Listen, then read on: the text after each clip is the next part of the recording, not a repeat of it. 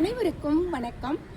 நர்மதா அம்மாவின் பெண் அரசியல் 2ஆம் பாகம் மானுடத்தின் வெற்றி நூலில் இருந்து தீமையை எதிர்ப்போம்.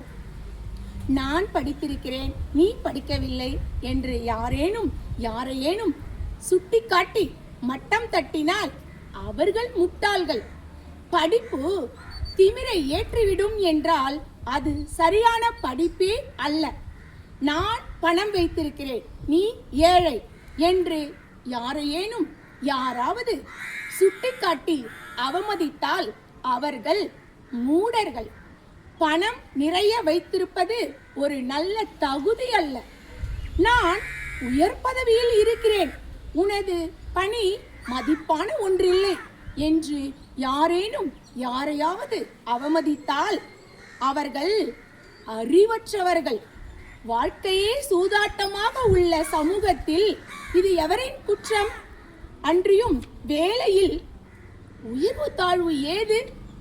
எனக்கு பரந்த வாசிப்பு இருக்கிறது, உனக்கு அது இல்லை என்று எவரேனும் அகங்காரத்துடன் பேசி திரிந்தால் அவர்கள் அறிவிலிகள்.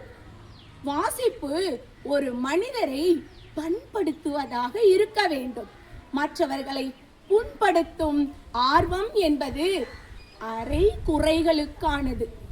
படிப்பும் பணமும் பதவியும் பரந்த வாசிப்பும் இந்த சமூகம் பயனுற பயன்படுத்த வேண்டியன என்று தெரியாத மூடர்களை புறக்கணியுங்கள்.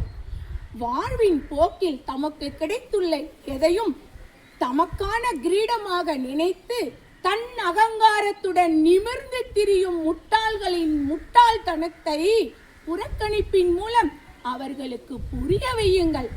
இத்தகைய வெற்று மூடர்கள் ஆணிலும் உண்டு, பெண்ணிலும் உண்டு. ஒரு பக்கம் தலைகணத்தை சுமந்து கொண்டு மறுபக்கம் பிறர்க்கான குழிகளை தோண்டுவார்கள் இவர்கள். அதில் யார் விழுந்து புதைவது என்பதை காலம் முடிவு செய்யும். காலம் நியாயத்தின் பக்கம்தான் நிற்கும் என்று நம்புங்கள். ஆனால் அதற்கான ஆதாரம் ஏதும் இருப்பதாக தெரியவில்லை. நியாயவான்கள் பிழைத்து நரித்தனம் கொண்டவர்கள் புதைந்து அழிவார்கள் என்று நம்புவதில் ஓர் ஆன்மீக சுகம் இருக்கிறது. ஆனால் அதை உண்மை என்று உறுதியாக சொல்லிவிட முடியாது.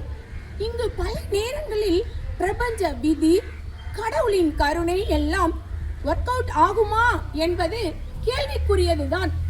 ஆனால் மக்கள் நாம் மனது வைத்து ஒற்றுமையுடன் தீமையை எதிர்ப்பதாக முடிவு செய்தால் நிச்சயம் தீமைகள் அழிந்து நன்மைகள் வெற்றி பெறும்.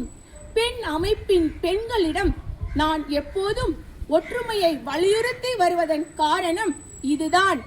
அவர்களும் புரிந்து கொண்டு ஒற்றுமையை கட்டி காத்து வருவதனால்தான் பெண் அமைப்பு பெருமைக்குரிய ஓர் அமைப்பாக மற்றவர்கள் பார்த்து வியக்கும் ஒரு மேன்மையான பெண்கள் கூட்டமாக இருக்கிறது. நன்றி, வணக்கம்.